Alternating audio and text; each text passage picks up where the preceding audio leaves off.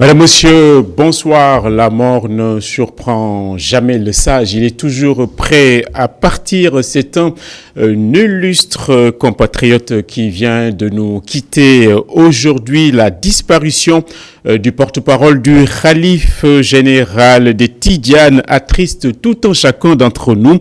Grand intellectuel, philosophe, diplomate, communicant hors pair, Serigne faisait partie des meilleurs d'entre nous. Les sages s'en vont donc les uns après les autres et le Sénégal, au fur et à mesure, en devient un grand orphelinat. Du coup, la jeunesse a pour elle moins de repères et de références sur lesquels elle peut s'agripper. Nous y revenons tout à l'heure. Sans école, il n'y a point de boussole. Ouvrir une école, nous avait-on dit, c'est fermer tout de suite une prison.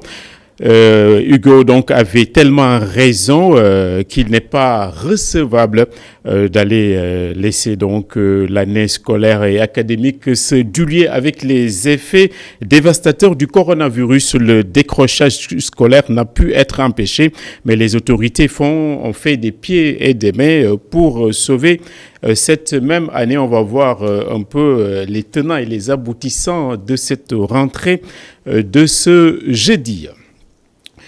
Et puis la transparence, c'est la propension à lever le rideau de temps à autre. C'est ce qu'a dû faire hier vers minuit le gouvernement du Sénégal qui a communiqué sur la mise en quatorzaine du président de la République pour avoir été en contact avec une personne Covid. Plus un premier test s'est révélé négatif, mais le chef de l'État devra suivre les protocoles prévus en la matière. Donc on le voit, le virus ralentit tout le monde. Tout de suite, le développement de la titraille.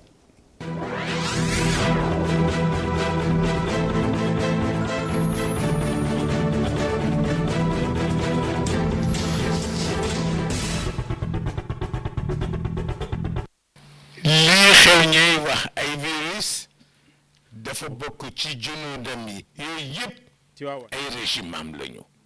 waaw bu doomu aadama obéirul ñoom dañuy obéir borom bi duñu hésiter. Voilà, le porte-parole du khalife général des Tidjanes s'est éteint aujourd'hui. Les funérailles ont lieu d'ailleurs dans Tivaouane, la ville sainte où nous pouvons retrouver notre envoyé spécial du groupe immédiat.sn. On ne l'a pas encore, mais on va le retrouver tout à l'heure. Donc, la nouvelle est tombée aujourd'hui sèche comme un couperet, la disparition du porte-parole du khalife général des Tidjanes.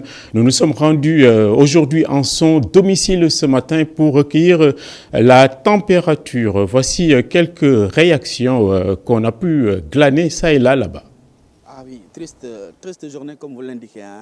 Moi, c'était un père, vraiment un guide spirituel. Il y a de cela juste une semaine, il me demandait de venir le voir.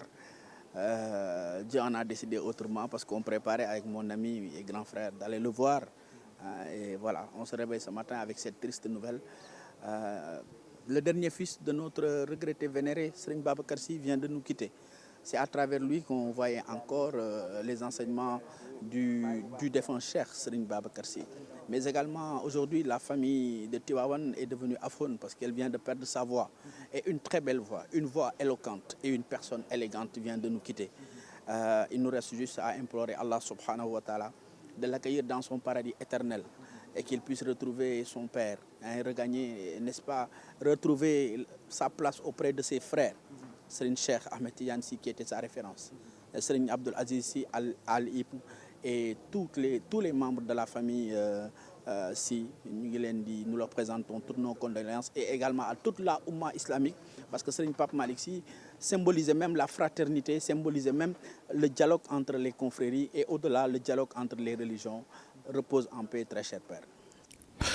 La mort de Serigne Pape Malick Sy a jeté d'effroi et de consternation. Donc, tout un chacun d'entre nous, on vous l'a dit, il est mort à 80 ans.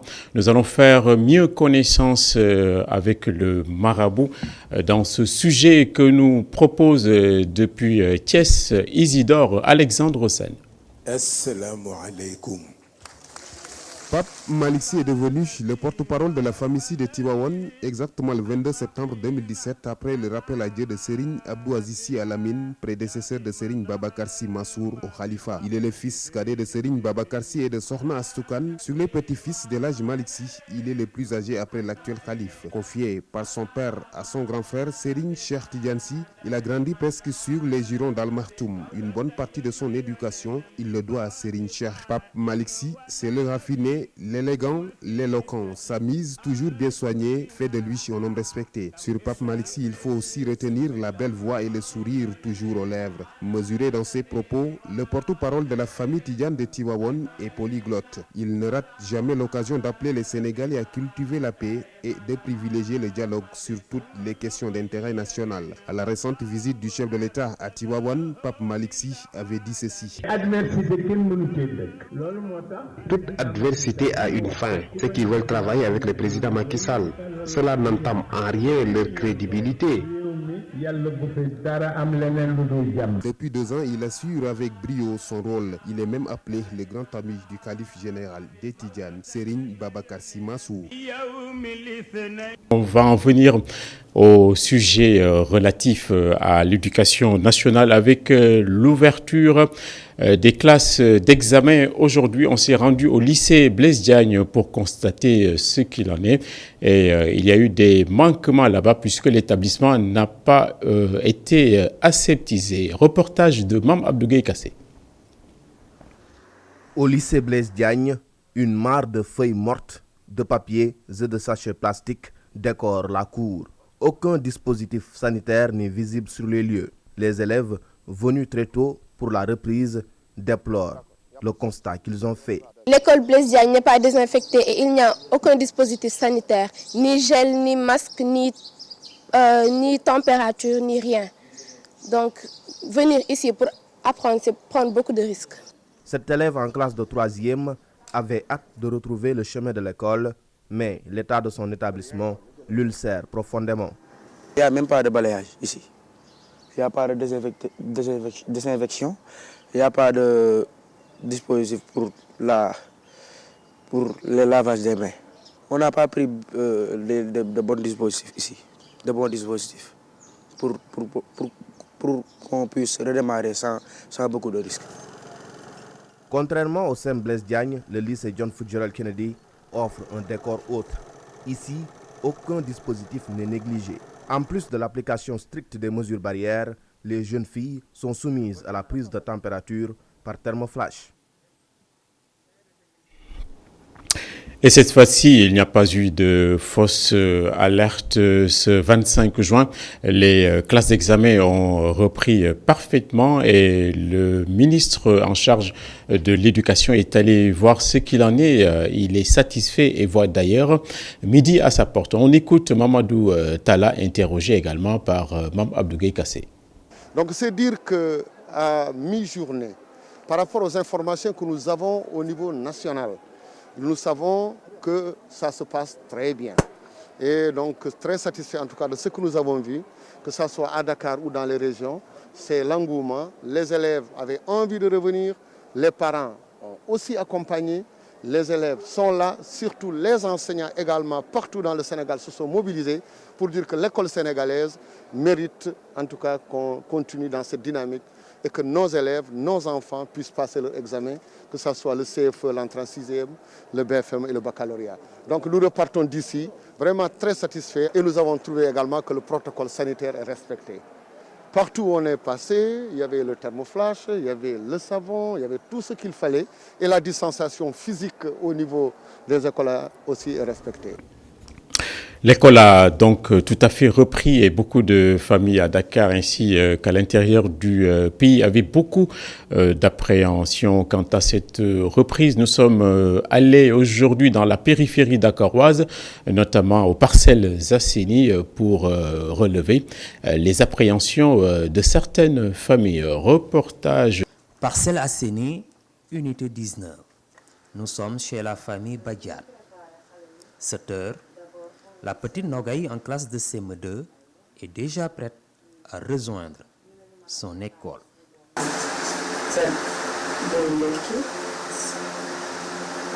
Ça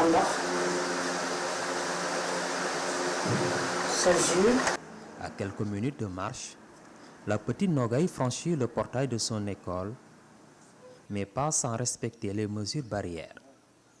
Un moment de joie l'anime. Oui, je suis très contente. C'est à cause de la maladie qu'on ne peut pas approcher les uns contre les autres. En prenant une distance de 1,50 m ou bien 1 mètre, en me lavant les mains avant de manger, de prendre mon gel, tout ça, je vais la faire. Convaincue de ce qu'elle a vu, la maman de Nogaï se sent rassurée.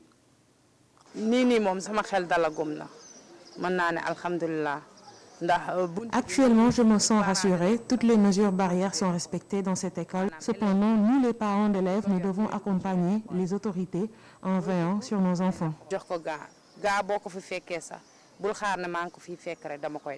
Adama Faye peut être rassurée parce que selon le directeur de l'école, toutes les mesures sont prises. Oui, je crois que toutes les conditions sont réunies parce qu'on a assez de gel, parce que nous avons été appuyés par des partenaires. On a 95 élèves répartis en 5 salles de classe, dont chaque salle de classe aura 19 élèves. Après 3 mois d'arrêt des cours à cause de la pandémie de Covid-19, les élèves en classe d'examen reprennent le chemin de l'école après un premier retour manqué. Selon les apparences, celle-ci pourrait être la bonne.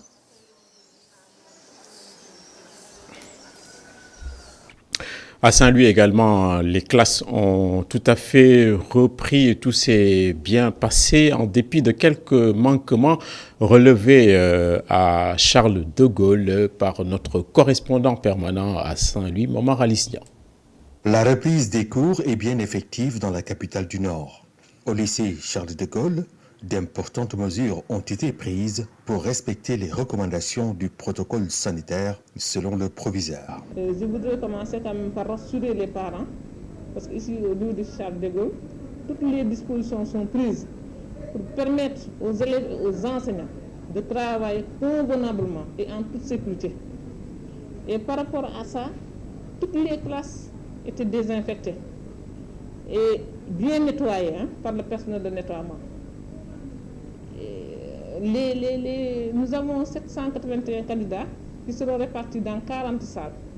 Cependant, du côté du corps professoral, on déplore quelques manquements par rapport au protocole sanitaire. C'est surtout le manque d'eau dans l'établissement parce qu'il y a une coupure d'eau. Alors, on ne peut pas respecter les mesures d'hygiène sans eau parce que l'eau occupe une place centrale dans le protocole sanitaire. Et enfin, c'est au niveau du comité de veille et d'alerte qui devait être installé au niveau de l'établissement. Parce que ça aussi, c'est une des recommandations phares. Mais il a été constaté que, d'après Madame la Proviseure, que le dit comité sera finalement un comité régional. Au lieu que ce soit un comité dans chaque établissement, ce sera un comité régional qui va être piloté par Madame l'inspectrice d'académie. Les élèves, de leur côté, se réjouissent surtout de la réduction des effectifs dans les salles de classe. On a respecté les distanciations parce que d'habitude, on avait des classes surchargées de 80 à 90 élèves, alors que là, on est dans des classes de 23 à 20 élèves. Espérons que les quelques parents qui sont encore réticents par rapport à cette reprise vont laisser leurs enfants reprendre le chemin de l'école dans les prochains jours. La rentrée scolaire est également effective à Baké où nous allons retrouver notre correspondant permanent Gora Ndaklo où il nous dit que les établissements ont commencé à bien fonctionner. On va l'écouter. Comme prévu, la rentrée scolaire est effective à Mbaké, où le protocole sanitaire a été respecté. À l'école Cheikh Ibra Fall, élèves et corps enseignants ont répondu présents pour la reprise des cours. Selon la directrice de cette école primaire publique, l'État a respecté ses engagements. Ce matin même, on a pu assurer ça avec l'arrivée des élèves. On a fait le protocole. Les élèves se sont lavés les mains. on leur a soumis au thermoflash. Ensuite, ils ont porté les masques. Dans les classes également, il y a la disposition physique. Dans chaque classe, il y a 20 élèves. Donc, nous avons en tout 9 classes de CM2 avec 20 élèves dans chaque classe. Même constat à l'école privée Cheikh Ahmadou Bamba. Ici, la direction s'active pour une bonne reprise des cours, même si aucun appui ne leur est octroyé par l'autorité éducative. Ils seront tous là, mais de toute façon, nous, on va démarrer les cours donc avec les mesures que l'État a prises concernant les dispositifs barrières et le nombre d'effectifs par classe. On le respecte. La fois passée, ils nous avaient demandé de déposer les papiers nécessaires, donc on l'a fait. Nous sommes déplacés au niveau de l'IF, on les a déposés à temps, donc, mais pour l'instant, on reste à l'écoute. Une rentrée scolaire marquée par une crise sanitaire laisse certains parents d'élèves sceptiques, d'où l'assurance de la directrice de l'école, Cheikh Ibra Fall. On les a rassurés, les parents, il y avait quelques parents ce matin, mais on les a rassurés pour leur dire que les élèves seront mieux traités ici à l'école que dans la rue. Parce que si on sort, actuellement, on voit les élèves dans la rue, ils sont en train de jouer au football ou bien à d'autres jeux. Alors qu'ici, on va essayer de mettre à profit les enseignements apprentissages, également de faire respecter les barrières. À Toubambaké, les écoles sont à nouveau ouvertes malgré le fort taux de contamination au coronavirus qui existe dans cette région centre du Sénégal. Et au lycée Limamoulaye, ici dans la banlieue dakaroise, le rendez-vous n'a pas été manqué non plus, où le ministre en charge de la formation professionnelle était de passage pour se féliciter de tout ce qu'il avait vu sous les yeux. Mamadou Lamine Fati nous relate ici les détails. Le coup d'envoi est donné. La reprise des cours est effective.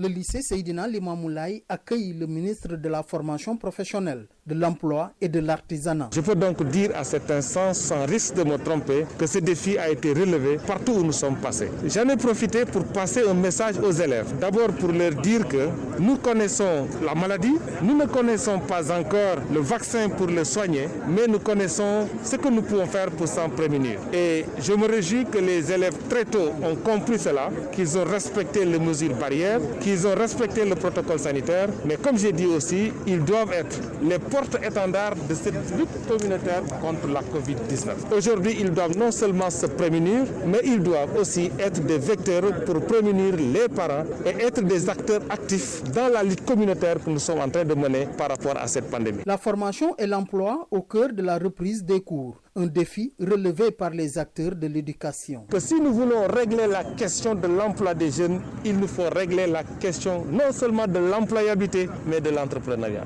Et je pense que c'est des prémices très importantes que nous avons vues à travers cette pandémie et nous nous engageons au nom de l'État à les soutenir, à les accompagner. Lors de sa visite, le ministre de la formation professionnelle a reçu des créateurs d'un portique désinfectant. Qui permet à tout étudiant, tout professeur, tout membre de l'administration d'être désinfecté à travers le corps, à travers les habits, à travers les chaussures. Donc c'est un portique révolutionnaire, je dirais même. Une reprise des cours très satisfaisante, selon le ministre de la formation professionnelle, de l'emploi et de l'artisanat, qui invite les acteurs de l'éducation dans tous les établissements visités au respect des mesures barrières pour lutter contre le coronavirus. Et puis un partenariat dans cette actualité avec l'ARTP et l'AMO qui viennent de passer un contrat pour optimiser la consommation énergétique et en même temps maîtriser les dépenses dans ce sens. On va écouter les détails de ce contrat, nous faire expliquer donc par le directeur général de l'ARTP. Donc, cette rencontre découle d'un constat. Le constat, c'est que la facture de l'ARTP, la facture mensuelle de l'ARTP était assez conséquente. Nous avons demandé donc à nos équipes de se rapprocher de l'agence outillée en la matière pour nous accompagner dans le besoin de maîtriser cette facture. Et c'est de ces rencontres-là qu'est né ce partenariat qui, nous l'espérons, seront bénéfique à l'ensemble de nos entités parce que c'est un partenariat gagnant à l'ARTP comme à l'agence la maîtrise de l'énergie électrique. Voilà aujourd'hui ce qui motive notre rencontre et nous en sommes très satisfaits et nous sommes conscients que ce type de partenariat doivent être promus à l'échelle de l'État sénégalais. Et le patron de l'AME, c'est l'Agence pour la maîtrise et l'économie de l'énergie, s'est également expliqué sur les tenants et les aboutissants de cette plateforme de coopération entre deux entités et deux agences publiques. On va l'entendre. L'ARTP a fait appel, à travers son directeur général, au service de l'AME pour un accompagnement dans l'efficacité énergétique, la sobriété énergétique, bref, l'utilisation rationnelle de l'énergie. Comme je l'ai dit, je pense que l'énergie constitue un levier clé pour le développement et donc la maîtrise de ces coûts devient de plus en plus indispensable et nécessaire. Donc c'est dans ce cadre qu'aujourd'hui l'AME a signé une convention de partenariat avec l'ARTP dont l'objectif principal c'est de réduire et considérablement la facture d'électricité de l'ARTP. Mais au-delà de ça, d'accompagner l'ARTP à travers des audits énergétiques pour avoir des systèmes plus intelligents, plus performants et beaucoup plus économes en termes de consommation d'énergie. Et puis en monde international, nous restons sur le continent africain où en Zambie, le ministre de la Santé vient d'être inculpé en pleine crise du coronavirus pour fait de corruption.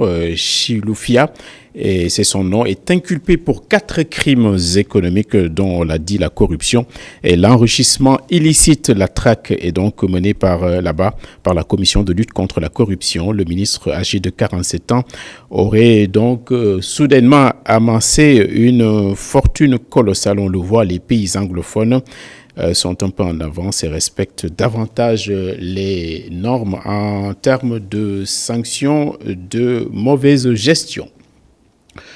Nous revenons chez nous pour parler du président de la République qui s'est auto-confidé, une quatorzaine qui a commencé hier après qu'il a été en contact avec une personne atteinte de Covid-19. Le président de la République a même subi un test qui s'est révélé négatif selon un communiqué de son conseiller en communication. C'est donc la transparence qui est une propension à lever le rideau de temps à autre sur des sujets relativement sensibles. Et c'est ce qu'a dû faire hier vers minuit le gouvernement qui a communiqué sur la mise en quatorzaine du président de la République. C'est donc la fin de cette édition. On va s'excuser pour les aléas notés en cours d'édition. Vous allez retrouver dans un instant la suite de la totale, le bloc d'information animé et réalisé par Khalifa Diakhaté. Merci également à toute l'équipe technique qui m'a accompagné ce soir. Bonsoir.